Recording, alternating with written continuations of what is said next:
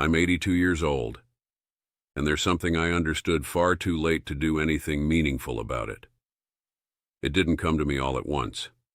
There was no single morning where I woke up and saw my life clearly.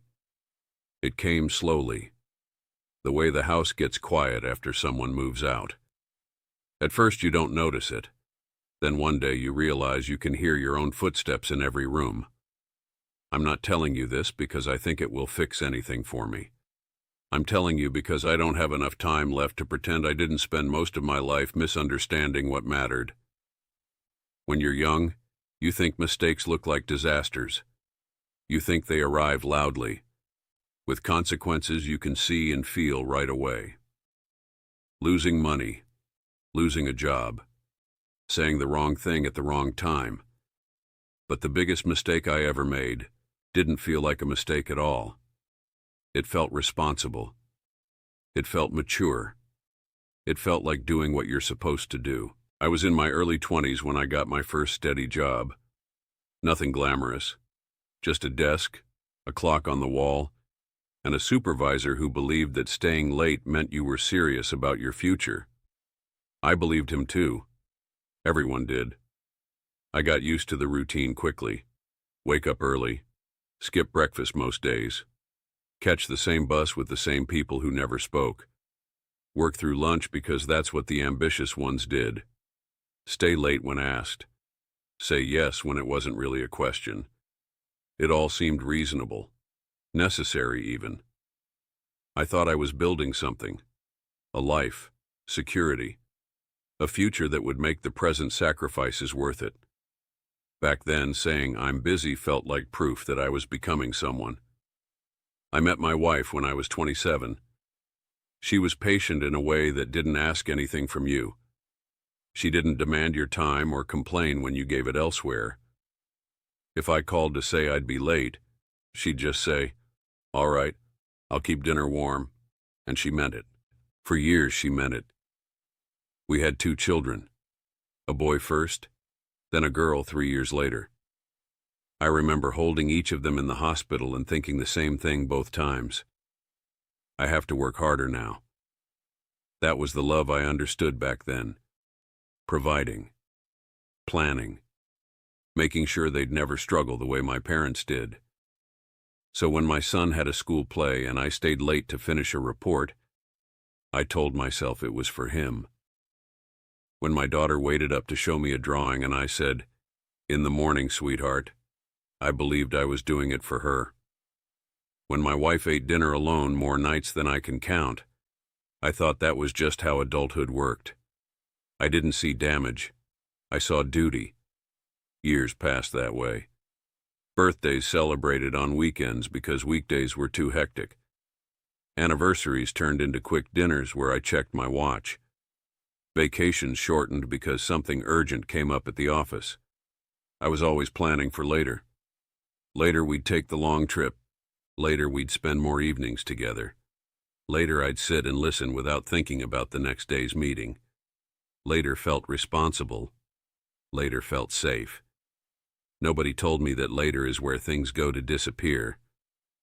My son stopped asking if I could come to his games. My daughter stopped waiting up to show me things. My wife stopped saying she'd keep dinner warm. She just put it in the fridge. Quiet changes. That's how it happens. Nobody storms out. Nobody screams. They just learn how to live without needing you there. I was in my 40s when I started coming home to a house that didn't quite feel like mine anymore. Conversations had their own rhythm, one that didn't include me much. Jokes I didn't understand. Plans that had already been made. It wasn't anyone's fault. You can't blame people for adapting to absence. Still, I thought there was time to fix it. The kids were growing, but not gone. My wife was distant, but still there. I told myself I'd slow down soon. Just one more promotion. Just until the mortgage was handled. Just until things settled. Things never settle the way you expect them to. My son left for university and came back less and less often. My daughter married a man I barely knew because I'd only met him twice before the wedding. And my wife, well, she got sick in her late 60s. It wasn't dramatic at first, just fatigue, a cough that stayed too long, the kind of thing you assume will pass because it always has before. We sat in a doctor's office one afternoon while someone half our age explained how much time we might have. I remember nodding like it was a work presentation.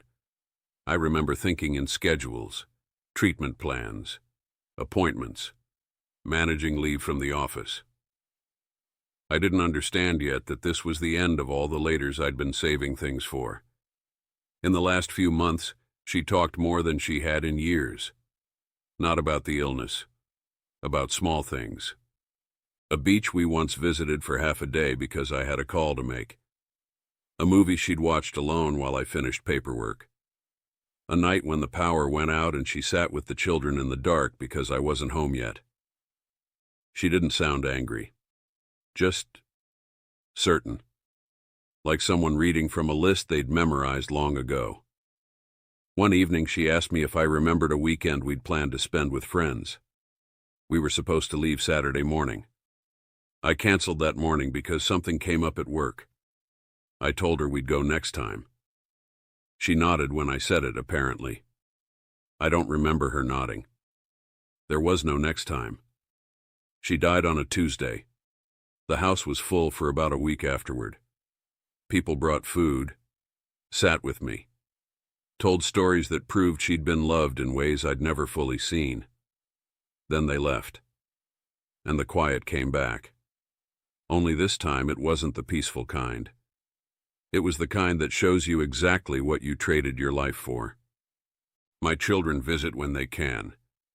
They have their own routines now, their own responsibilities. They call me on holidays, send pictures of grandchildren who know me more as a face on a screen than a person in the room. I don't blame them. They learned from me how to be busy. That's the hard truth I'm talking about. You can live an entire life believing you're doing the right thing, and still end up somewhere you never meant to be. Success doesn't argue with you. Duty doesn't warn you. Approval doesn't tell you what it's costing. Time just keeps taking small payments, until one day you realize you've paid with everything that can't be returned. If you're listening to me now, I'm not asking you to change your life overnight. I know how unrealistic that sounds. I'm just telling you what I wish someone had told me when I still had years to misunderstand it. The people who wait for you, they stop waiting eventually. Not because they don't love you, because they learn not to need you. And when you finally have the time you thought you were working toward, there may be no one left who wants it. I have some years left, I think. Maybe a few. I make my own tea in the mornings now. Sometimes I sit by the window longer than I used to, watching nothing in particular. There's a photograph on the shelf in the hallway from when the children were small. We're all standing in the garden. I must have set the camera on a timer because I'm in it too. We're close together in that picture. Closer than we ever were again. If this meant something to you, you can tell me. Or just think about it the next time you say, later. That word has taken more from me than anything else ever did.